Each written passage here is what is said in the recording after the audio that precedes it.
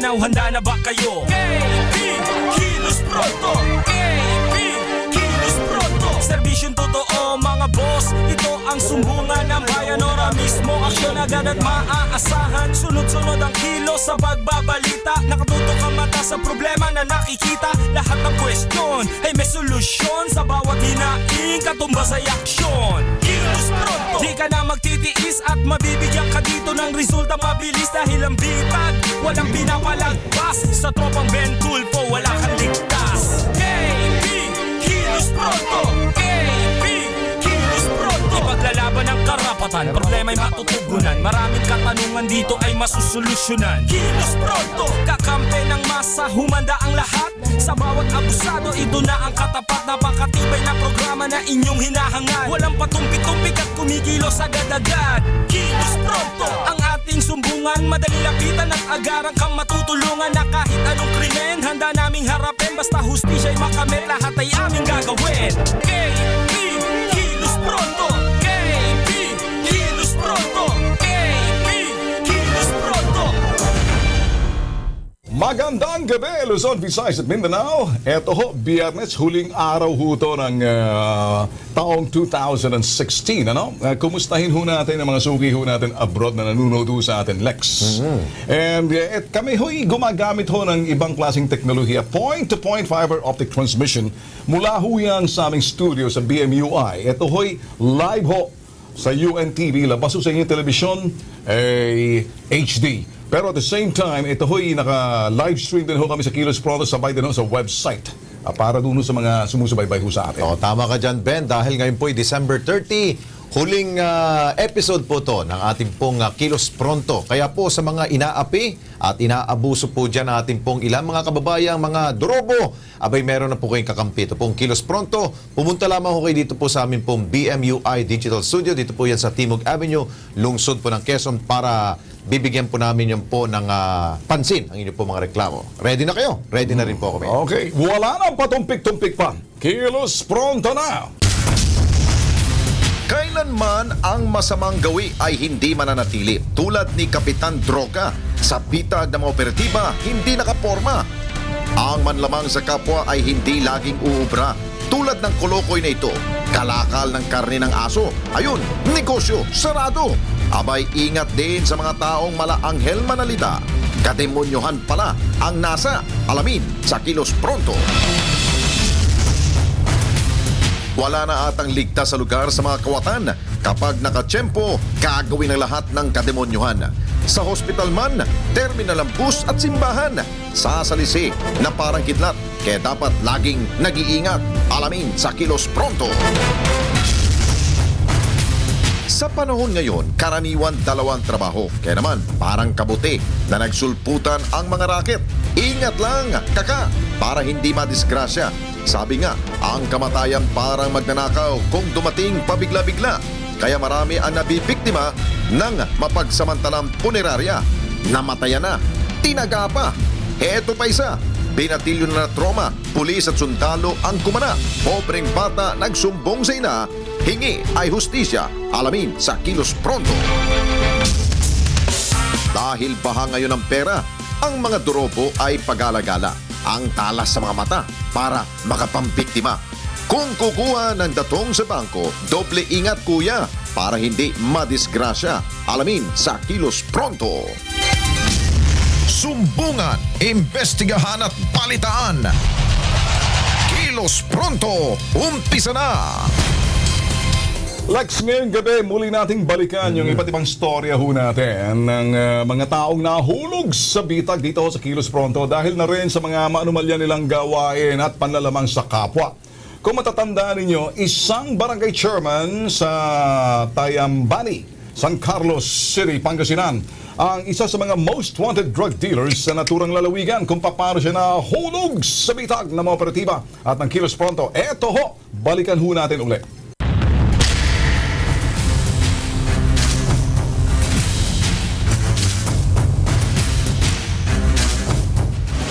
Halos 2 buwan trinabaho ng Philippine Drug Enforcement Agency o PDEA, Pangasinan Provincial Police Office at SWAT ang mini Shabu Tiangge sa Barangay Tambayani, San Carlos, Pangasinan. Pangunahing target ng most wanted drug dealer ng Cebu sa Pangasinan at leader ng tinaguriang Darema Group, ang gun for hire at kilalang tulak na si Barangay Chairman Lamberto Villa alias Dawit. Ayon sa intel ng PNP, nasa order of battle na ang leader ng Darema Group. Ang involvement ng mga ito ay gun for hire. Pumapatay ng tao mga ito. Involved din sila sa drug trafficking and distribution. And then, meron din silang operations sa gun running. Ito yung grupo nila. So, matagal na na-identify ito ng ating intelligence units dito sa Region 1. Isa siya sa pinakamataas na target natin sa probinsya. At siya yung number 1 din dito sa San Carlos. Maging ang PDEA Region 1 nagulat sa ipinakitang tapang ni Villa. Kaya't planadong paghahanda ang ginawa ng mga operatiba. Sa ilang buwan ng pagmamanman ng PDEA Region 1 at Pangasinan Provincial Police sa mga suspect, iisa lang ang kanilang nakumpirma. Matinik at maingat ang mga suspect sa pagpapatakbo ng kanilang negosyong illegal. Kung makikita natin, very strategic yung ginawa niya dun sa sa location ng kung saan niya ginagawa yung kanyang illegal na gawain. Yung nag-establish siya ng drug den doon. So, dalawang bahay, dalawang kubo. So, iba-iba. Kung hindi paggabi, iba-iba kung saan siya natutulog. So, may gamitan doon. At the same time, nilagyan niya ng CCTV. Sa bisa ng search warrant ay pinagkaloob ni Judge Hermogenes Fernandez ng RTC Branch 56, San Carlos, Pangasinan. Ikinasa ng Pangasinan PNP Anti-Illegal Drugs, SWAT, at ng PDEA ang isang operasyon kasama ang bitag Kilos Pronto. Pasado alas 4 ng madaling araw, pagdating sa target site, eto na ang sumunod na pangyayari.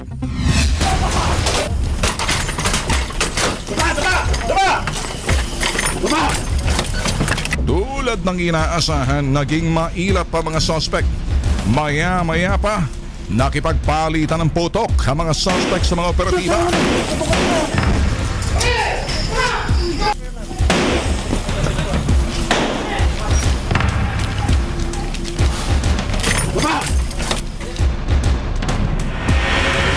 Arestado sila Cyrus Gabis at Warley Co, habang ang leader ng Darema Group na si Kapitan Villa patay sa operasyon. Nasamsam naman ang 35 plastic sachet ng hinihinalang shabu na nagkakahalagang 75,000 pesos. 2 baril na kalibre 38 na kargado ng bala, timbangan ng droga, pera at iba pang drug paraphernalia.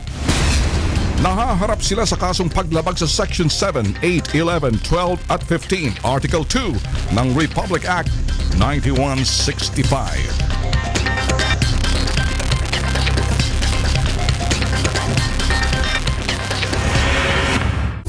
Mga ganitong klaseng operasyon, Lex, matapos ang ilang buwan na pagmamanman dito ho kay Cap, ayun, nahulog sa bitag sa pamamagitan ho ng sanib puwersa ng PDEA Region 1 at PNP Provincial Police at SWAT.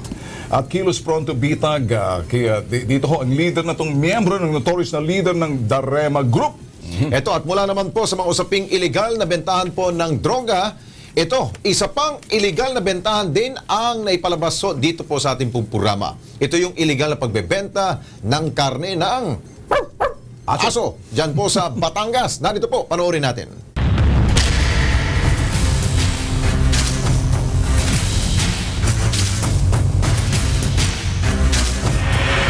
Aktibo na naman ng mga sindikato ng bentahan at pilihan ng patagong industriya ng karne ng aso. Etong himutok ng Network for Animals. Ayon kay Mel Alipio, binabago at nililipat lang ang lugar kung saan kinakatay. Subalit sa Baguio City pa rin ang binabagsakan nito. Nagbago sila ng style, kinakatay yung mga aso sa Laguna, sa Batangas, lalo sa Lemery, at saka yung mga karning aso may dumarating na taga Baguio, tapos yung karne inaakyat nila sa Baguio. Diyan kasi ang malakas ang konsumo ng mga aso.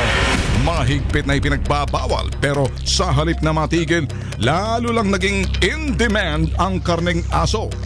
Weekly, yung isang bumibiling taga Baguio, 200 heads of dogs a week just for one person.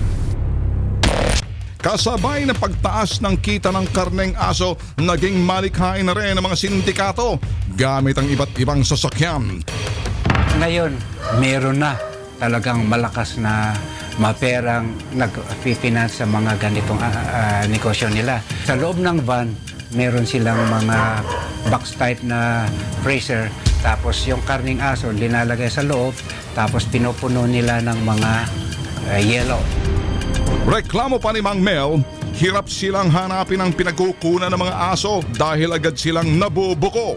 Talagang sa ngayon, mas mahirap hanapin itong mag-aso kasi with use of cellphone, pwede nang itago yung nabili nilang mga aso. Kaya mahirap malaman kung saan nakatago, saan ang biyahe, kailan kakatayin, anong oras. Kilos prontong inaksyonan ng bitag ang himutok ng Network for Animals.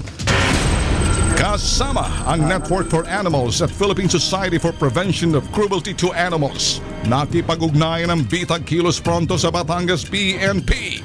Nilusob ng mga operatiba ng Batangas PNP, Network for Animals at PSPC.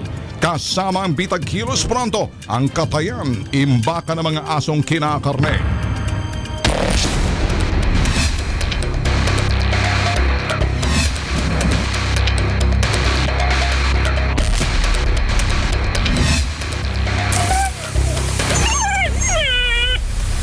Arestado ang suspect na si Noel Monlawe ng Padre Garcia, Batangas. Nahaharap sa kasong paglabag sa Republic Act 8485 at Republic Act 106-31 o mas kilala sa tawag na Animal Welfare Act. Eto naman, Lex! Paano kung masadlak ka sa isang sitwasyong mahirap lumabas? Ito yung kwento ng pambablockmail sa internet sa isang babae at ang suspect abay nagpakilala pang kaibigan niya. Balikan ho natin. Ito, panoorin nyo.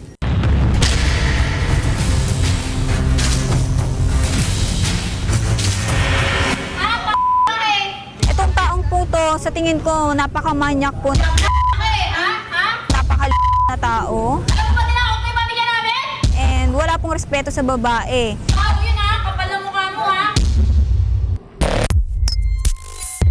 Ang 22 anyos na dalagang si Sandra, hindi niya tunay na pangalan, ay nasadlak sa isang sitwasyong tinatawag na blackmail. Ipinasa kasi ni Sandra ang ilang hubad niyang larawan sa kachat niya sa internet, kapalit ng pangakong 30,000 piso. Pero imbis na magkapera, bina-blackmail na siya ng kanyang kachat. Ang boyfriend ng kanyang kaibigan na si Mark Lester Banjon o Mac, nangako kay Sandra na siya'y tutulungan. Bawat galaw daw ni Sandra, sinasabi niya kay Mac. Para lubos daw nilang maplano ang kanilang hakbang, niyayaya siya ni Mac sa isang pribadong lugar. Niyayaya niya na po ako na mag-hotel. Sabi ko po kasi mag-meet kami. Then sinabi niya po, kailangan hotel tayo. Tuliro at inaakalang tunay na kaibigang handa siyang pagtanggol, sumama si Sandra kay Mac sa hotel. Ang inaasahan niyang simula ng solusyon, bago na naman palang dilubyo, binaboy umano siya ng kaibigang si Mac. Itong taong po to, sa tingin ko, napakamanyak po, napaka na tao. And wala pong respeto sa babae. Dito rin niya nabisto na ang impostor na nag-alok sa kanya ng racket na paghuhubad sa harap ng kamera at si Mac ay iisa lamang. Matapos umano siyang babuyin, humingi pa ito ng pera para hindi umano kumalat ang kanya mga larawang hubad. Nag-reply po sa akin, yung gumagawa po sa akin noon na gusto niya po ng 20,000 kung kaya ko daw po ba. Kasama ang Kilos Pronto Team, nakipag-ugnayan kami sa Central Intelligence and Detection Group, Women and Children Protection Unit ng PNP. Isang entrapment operation ang agad ikinasa. Yan yung money, kaya ako po kay Mac. Ang gagawin natin, kaya mo na yan kay Mac, puhulihin na natin siya.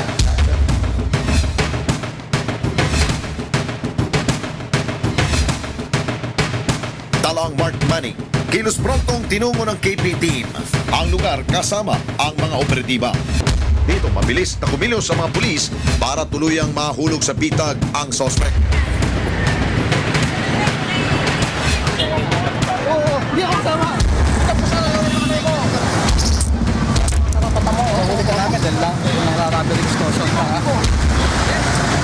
Sa Campo Crame, hindi na napigilan pa ng biktima at ng kaanak nito na ilabas ang kanilang galit sa manyakis at manggagansyong si Mark Lester Badyon.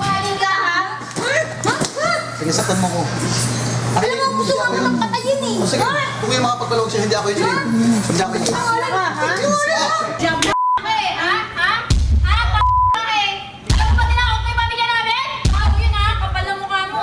Nakumpisa kay Badyon ang Mark Money, laruang baril na may silencer, kondom, iba't ibang pornographic DVD, 10 pirasong SIM card at 4 na cellular phone na pinaniniwalaang gamit niya sa panggagancho. Ayon sa otoridad, kasong paglabag sa RA 8353 o Anti-Rape Law, RA 8995 o Anti-Video and Voyeurism Act of 2004, grave threat at traffic extortion ang kakarapin na suspect. Aminin mo na para dumami yung ano mo. Magpakita ka ng katibayan kung hindi ikaw. Kaya naman, kalaboso muna ang kanyang destino habang dinidinig ang kanyang mga kaso. Lex, marami talagang nabibiktima ng kababaihan. Hindi lang to at iba pa. Yung iba kasi nagtitiwala, no? Kasi akala nila yung private video na yon may tatago, napupunta ko minsan sa kamay ng iba at nalalabas. Pero ang nakapagtataka, yung ikay pumayag sa harap ng internet. At sa amin pong pagbabalik, modus ng mga kawatan na nasa pulpo ng mga CCTV, mula rin po nating babalikan.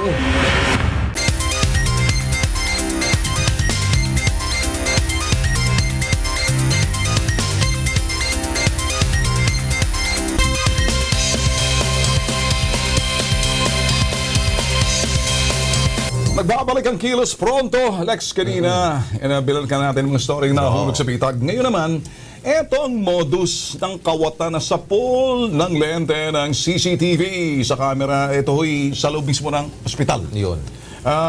Unahin natin yung nangyaring nakawan sa Bernardino General Hospital sa Novaliches, Quezon City. Ang dorobong kawatan, sinalisihan ng isang pasyente. Panoorin.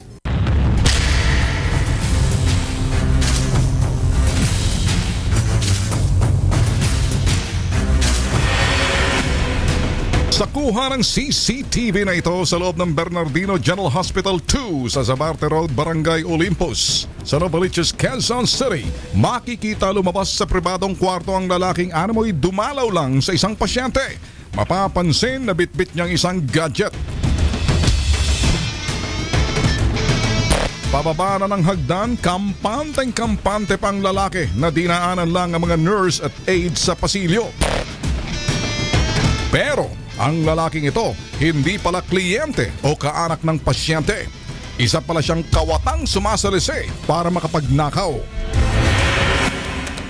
Si Norma Bacod sa Kilos Pronto lumapit sa reklamong umano'y kapabayaan ng Bernardino General Hospital 2 nang minsan ma-confine ang kanyang 1 taong gulang na anak.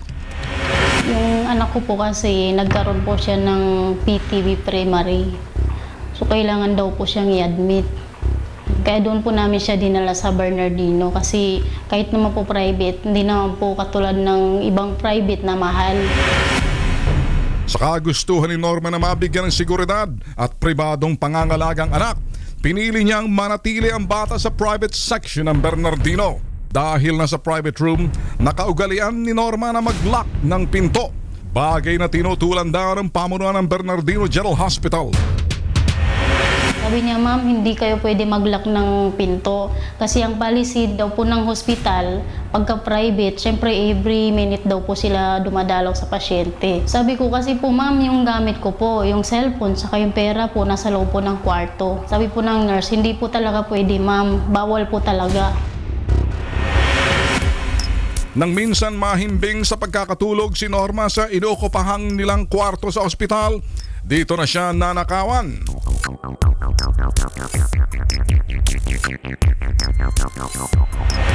Di kinapkap ko po yung cellphone ko sa ilalim po ng unan. Wala na po yung cellphone ko. Lumabas po ako, nagmamadali po ako. Tinanong ko po yung nurse. Nurse, may nakita po ba kayong pumasok dito? Sabi po sa amin, bakit? Kasi po may nawala po sa amin eh. Nawalan po yung kami ng tab tsaka yung cellphone ko po. Wala daw po silang nakita. Mismong araw na yon, nagreklamo si Norma sa pamuno ng ospital. Pero agad daw naghugas kamay ang pamuno ng Bernardino II Hospital. Sabi po ng supervisor, iniimbestigahan pa po yung security kasi wala daw po silang pananagutan doon. Sabi ko po sa kanya, anong klaseng hospital po ba meron kayo? Bakit po private kami, napapasukan pa rin po kami ng magnanakaw? Paano po pala kung ninakaw po sa amin yung bata, wala rin po kaming kaalam-alam. Dahil sa malamyang seguridad ng ospital at kawalan ng aksyon, nabigo si Norma na makilalang lalaki sa video.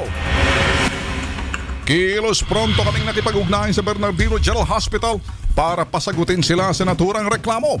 Pero tumanggi silang humarap sa aming kamera. Pero hindi siya magpa-interview sa amin.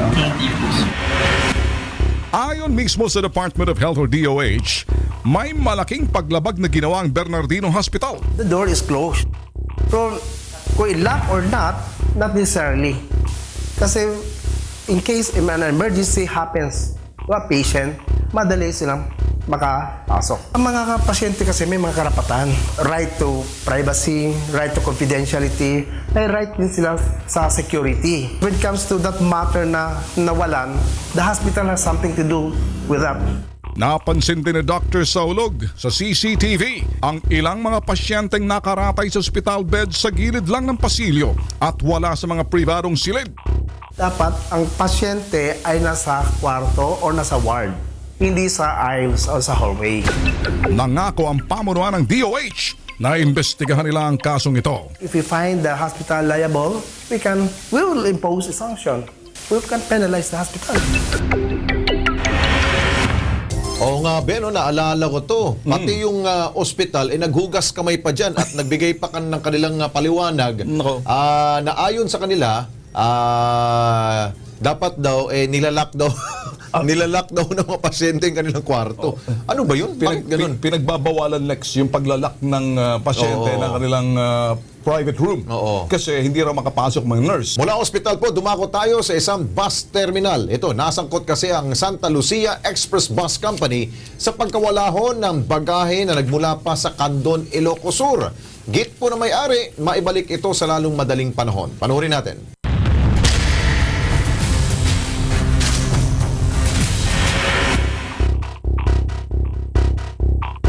Sa poll ng CCTV sa loob ng opisina ng Santa Lucia Express Bus Corporation, ang pagpasok ng lalaking ito sa storage room kung saan nakalagay ang mga bagaheng ready for delivery. Kapansin-pansin ang pagsulyap niya sa mga bagahe. Maya-maya pa lumabas na sa kwartong ito ang on-duty dispatcher na kinilalang si Walter Gire. Makikitang tinulungan niya ang lalaking sa paghahanap ng bagahe. Nang makita ang isang sakong bag, walang kahirap-hirap, nilabas ng lalaking naturang bagahe mula sa storage room sa tulong pa mismo ng dispatcher. Ang lalaki sa poll sa video, hindi raw tunay na may-aring nasabing bagahe. Sa kilos pronto diretso nagsumbong ang 21 anyos na alias Jane kasamang kanyang ina. Sila raw ang tunay na nagmamay-ari ng sako bag na tinangay ng lalaki sa poll sa CCTV noong October 17. Ang bagahe, padala ng kanilang kamag-anak mula sa Singapore. So yung kita ko po, siya po yung nag-ayos na ng package na ipapadala sa amin. Nilagyan niya po yun ng gulay, prutas, at kasama po yung mga imported na gamit galing Singapore. Dahil hindi na bago sa kanila ang pagpapadala sa naturang bus liner, tiwala ang pamilya na makakarating sa kanilang bagahe. Pero pagdating na Jane sa terminal, nawala na raw ang bagahe. Pagdating po nila sila doon ng tanghali. Nilapitan po ng mama ko si Ed Galvez, yung dispatcher ng oras na yon. Siya na po yung nandun, so siya yung in-approach ng mama ko. Sinabi po ni mama na kukuha sila ng bagahe and pinakita niya na yung ID niya para maklaim. Nung kinukuha na po nila, sabi po ni Ed Galvez, wala naman daw pong bagahe na nakapangalan sa nanay ko. Kaya doon po nagsimula na nagtaka and nagalit na yung kuya ko kung bakit walang bagahe. Kinomprompta ng pamilya ang mga tauhan ng Santa Lucia Express Bus Corporation na busisin niya ang CCTV sa loob ng storage room ng bus terminal na ispatan kung sino ang tumangay ng bagahe. So nakita po dun sa CCTV na pinasok nga nung conductor na si Bacolcol yung package dun sa storage room. And then after nun, lumabas na siya agad pagkapasok. Lumabas naman po dun sa CCTV na nandun sa loob ng storage room si Walter Gire. Dispatcher din po yun ng Santa Lucia. Siya na po yung nagbantay at nakikitang nandun po dun sa loob ng storage room. After po nun, may pumasok po na lalaki, maitim na lalaki dun sa storage room. And naghahanap na po siya ng bagahe. Tapos, nakita rin po dun sa CCTV na kausap ni Walter Gire, yung lalaking tinatawag nilang Mario, na nag-claim dun sa bagahe namin. Mapapansin na kuha ng CCTV na mabilis at walang kahirap-hirap na nakuha ng kawatan ang bagahe. Bagay na kunestyon ng ina ni Jane. Ayon sa dispatcher na si Gire, nagpakilala bilang Mario ang lalaking kumuha ng bagahe. Nagpakita pa raw ito ng identification card, kaya naman agad naniwala ang dispatcher. So, tinanong po ng mama ko kung paanong binigay yung bagahe basta-basta lang. Sabi po ni Walter Gire, unang-una, nagpakita po ng ID, yung matanda. Nagpakita rin daw yung Mario ng text. May nag-text daw sa kanya na ito yung i-claim kong package, yung sako bag.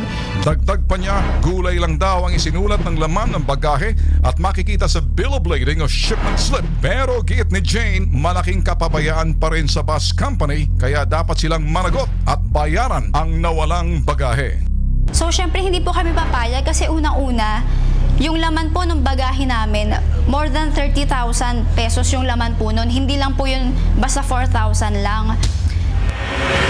Hanggang ngayon ay patuloy pa rin pong nakipag-ugnayan na may-ari ng nawalang bagahe sa tanggapan po ng LTFRB. Dapat kasi managot dito yung yung bus company. Kasi nakita naman natin sa CCTV na pinasok mismo ng Dorobo yung sinasabing storage ng mga bagahe. Yung tawag niyan, yung tulad yan ng mga bagahe nila sa cargo po, dapat sakop na rin po yan eh. Pag may nawala, dapat sa cargo ho yan ng bus company. Dapat ang LTFRB po dyan, manguna sa pag-imbisiga at pilitin, bayaran kung may nawala doon po sa inyong mga pasahero. Tama. Okay. Susunod sa Kilos Pronto, mga sumbong at reklamong nahulog sa pita. Kilos Pronto natin inaksyonan, abangan.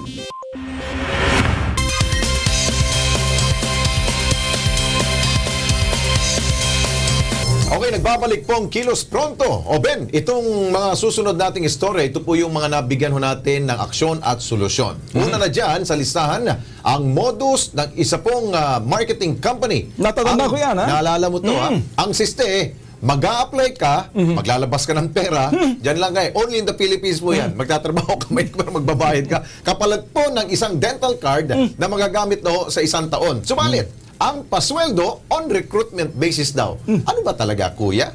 Ito, panurin natin.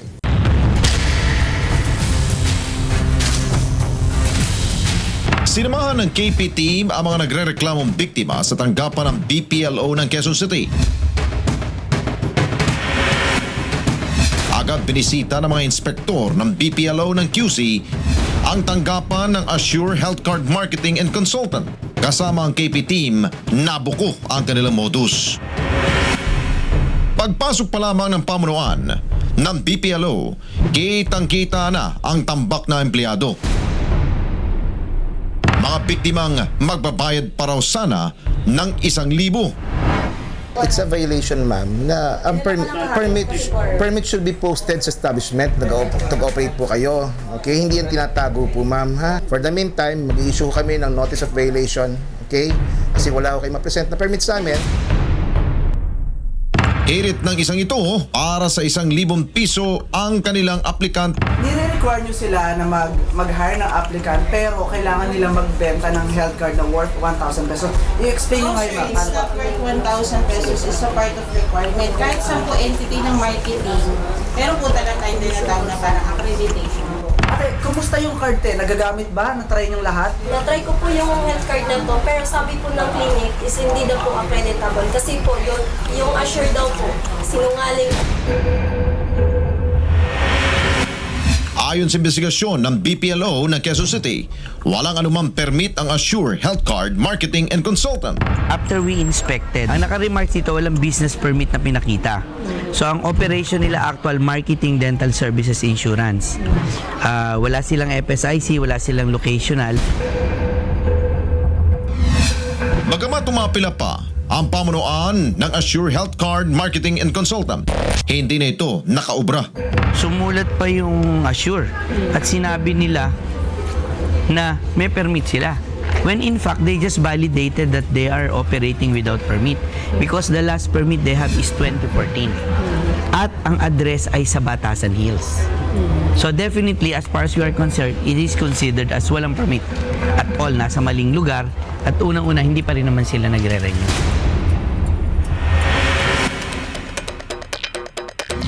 Ilang araw lang ang nakalipas, agad ipinalabas ng BPLO ang closure order para sa naturang kumpanya.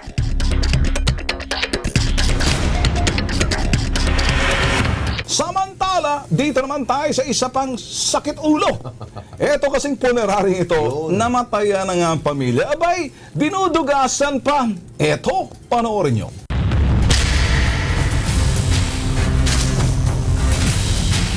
Huwag kang manunula ka? Huwag kang manunula ka? Ito ang komosyon sa pagitan ng tauhan ng Light Funeral Service at Kilos Pronto Team. Manunula ka? Sa kanilang tanggapan habang inihahain ng Quezon City Business Permit and Licensing Office ang closure order. Makinig kayo sa Light Funeral, makinig kayo. Biyernes, sa 11 ng Nobyembre, nang i-ere ng Kilos Pronto ang reklamo ni na Janet Fernandez at Elaine Kamitan laban sa umunay panggagancho sa kanila ng Light Funeral Service. Pinaril at napatay sina Jericho Kamitan at Erica Fernandez, kapwa kapatid ni na Elaine at Janet. Persahan umanong kinuha ng Light Funeral Service ang mga bangkay dahil sila daw ang accredited para sa medico legal. Ang siste, matapos silang bigyan ng kontratang 35,000 bawat bangkay, biglang tinasan ito ng punerarya at ginawang 58,000 dahilan para tumagal na mahigit 2 linggo ang burol dahil walang ganong kalaking halaga ang mga kamag-anak na mga nasawi. Ganyan nga po ang pampalibing, nahihirapan na kami. Lalo pa kami pinapahirapan sa ginagawa nila. Linggo at 13 na Nobyembre, naihatid na sa huling hantungan ang mga namatay matapos komprontahin sa ere ni Bitag ang pamunuan ng punerarya. Pagbigay ng detalye. Okay, makinig ka. Alam namin. Maureen, makinig ka. Sa ere tayo, magbibigay ako ng detalye, kahiya-hiya para sa iyo. Kasi kung nakikinig ngayon ang Vice Mayor ng Quezon City, baka mapasara ka. May mga dati ng reklamo sa Light Funeral Service at may record na rin ito ng paglabag sa mga regulasyon ng syudad. Ngayon tiningnan natin, na-inspection na pala natin to before, may nagreklamo rin. Actually, ang reklamo nila, nag-operate yung Light Funeral ng opisina, isa lang ang permit. Isa sa Kamyas at isa sa Pinyahan. So ito, pwede na namin gawing grounds kasi pang ilang beses na para isarado namin yung main office nila. Kasama ang Kilos Pronto Team, isang operasyon ang agad ikinasa ng QC BPLO. Pagdating sa lugar, isang uniformadong pulis ang aming naispatan at nakilala naming si SPO4 Mauricio Botones ng QCPD Station 5, kaanak na may-aring si Maureen. Sa paghahain ng operatiba ng closure order, dito na nagkaroon ng komosyon matapos tabigin at hawiin ang tauhan ng punerarya ang kamera ng Kilos Pronto. Boss, trabaho po namin kumuha. Trabaho namin, boss. Nahin yung camera namin, Brad. Ano namin yan eh. Brad, huwag mong galawin yung camera namin, Brad. Labas muna. Pati cameraman ng Kilos Pronto, isinalya ng astig na tauhan ng Light Funeral. Ang kaninang unipormadong pulis biglang nagbagong bihis. Pumasok sa loob ng opisina at umaktong security guard ng establishmento. Tagasara ng pinto para ikubli sa kamera ang punerarya. Sa uli, anumang liwanag meron ng light funeral service, agad din itong kinagat ng dilim. Nahulog sa bitag ng Kilos Pronto. Matapos tuldukan ng closure order mula sa operatiba ng City Hall. Pasasalamat naman ang hatid ni Elaine at Janet dahil tuluyan ng matatahimik ang mga kaluluwa ng kanilang kapatid. Nagpapasalamat po kami kay Sir Ben Tulfo tsaka po kay Sir Alex Santos dahil po natulungan nila kami sa pagpapalibing sa kapatid ko. Okay na po, nagpapasalamat po ako sa kanila kasi unang-una po, hindi po dahil sa kanila, hindi po malilibing yung kapatid ko. Ito naman, Ben, itong susunod natin pong reklamo, personal po lumapit po sa ating pong himpilan ang isa pong minor de edad kasama po ang kanyang ina. Sumbong nila, tinorture raw po ang naturang minor de edad ng 2 pulis at 2 augmentation personnel po ng AFP. Muli natin balikan ang insidenteng ito. Yun hong 2 pulis na yan, nakikita nyo ngayon, actual ho yan. Sila ho yung itinuturo. Maliban ho dyan, kasama ho, pati ho yung 2 militar. Ito na. Ito yung mga augmentation, kasama ho sila, sa army sila. Ang reklamo ho kasi, yun hong pagtutorture doon sa bata, ginagyan ng water treatment. Matapos ngayon, Ben, tinawagan na natin ang mga opisyal ng QCPD at pati na rin po ang Armed Forces of the Philippines. Narito po ang kanila pong naging aksyon sa naturang kaso. So, nirelieve nyo na, Colonel? Narelieve na yung 2? Opo. Okay, so dinisarmahan nyo at the same time? Opo. Okay. Eto naman, Lex, mga istorya ng totoong tao, totoong karamdaman, sa totoong lipunan, yung mga taong nawala na ng pag-asa, subalit makagamit ng sinasabing herbal supplement, nagkaroon ng lunas at pagbabago. Ang story ho nito, nagtatanim lang ho ng gulay sa Las Piñas, may sakit sa baga, nahihirapan huminga, sumasakit ng tagiliran, nakitaan ng tubig sa baga ng mag-x-ray. Hindi makalakad na malay, naapektuhan ng trabaho. Nang nakainom ng King's Herbal, unti-unting nawala ang hingal, sumigla ang pakiramdam. Panoorin.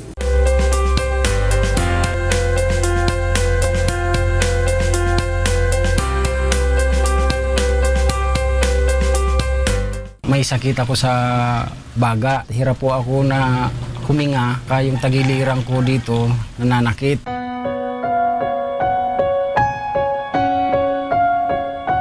Nagpa-x-ray ko, tapos yun, lumabas sa x-ray ko nga na may kuha ng baga ko. May tubig raw, tapos may spot. Hirap po akong maglakad ng malayo kasi yun nga, masakit dito ko. Tapos yung hingal ako.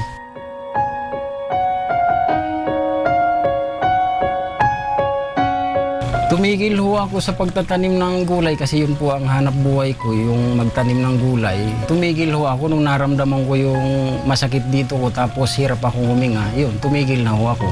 Parang na-depress ako kung ganun ka ako ang mangyayari sa akin na hindi ako makakapagtrabaho. Kawawa ang pamilya ko, mga nag-aaral pa naman yung anak ko. Oo, pumayat ako. Talagang pabagsak na ang kuwan, ang katawan ko. Napanood ko sa TV yung King's Herbal, kaya po sumubok din ako.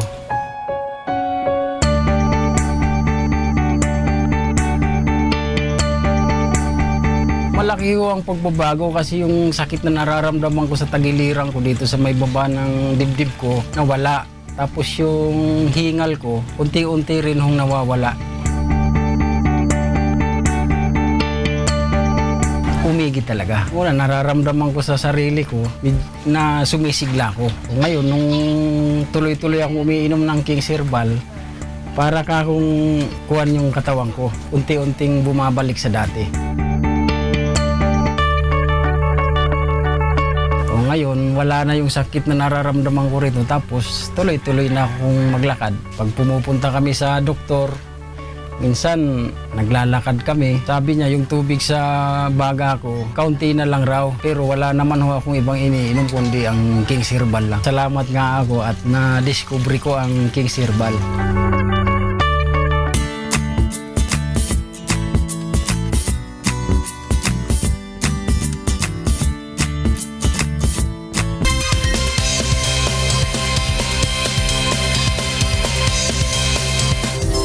Nagbabalik po ang Kilos Pronto. Ito, Ben, dahil New Year is coming, siguradong kaliwat kanan po ang mga bank ng transactions, ATM, deposit, withdrawal po yan. Sinabi mo. So paano nga ba makaiwas po sa hassle na posibleng sumalubong sa inyo ngayong abala po ang lahat? Abala po ang lahat para sa nalalapit na bagong taon. Ito po, panuorin po natin.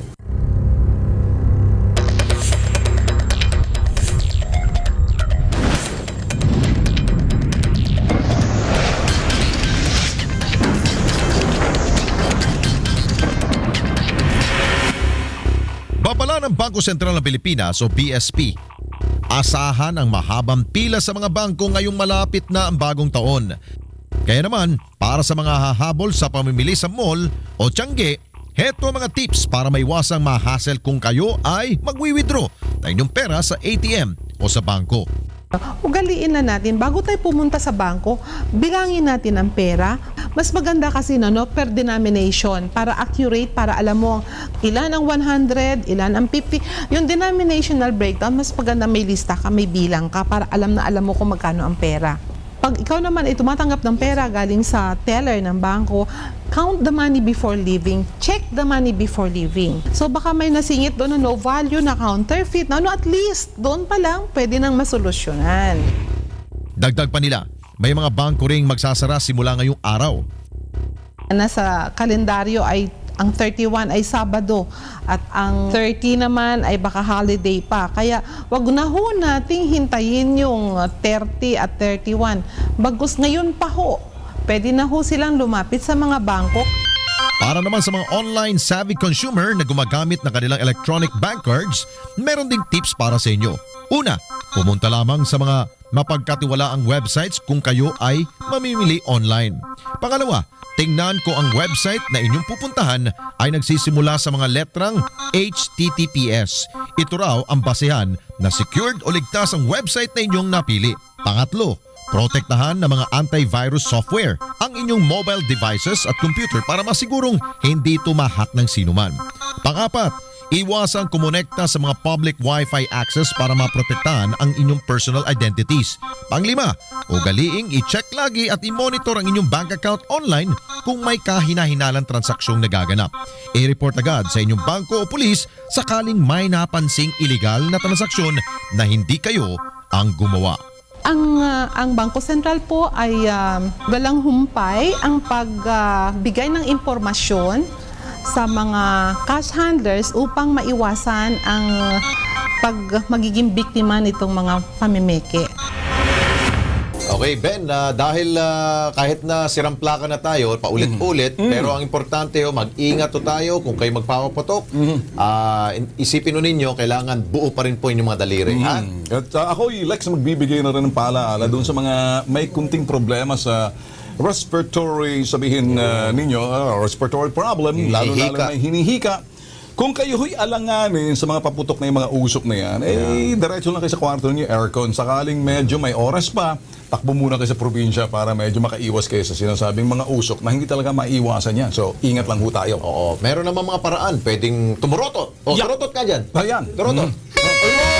Pwede rin sumayaw. Kaya, yan po.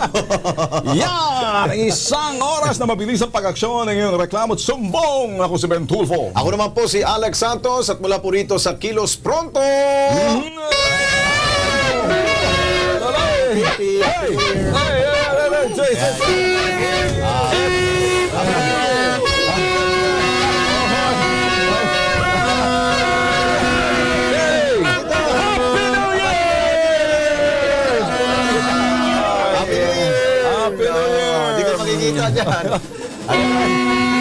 Hanggang sa Lunes po mga ka-KP, sama-sama po nating tiktikan at sumaybayan ang bawat isyong kailangan po nating imbestigahan.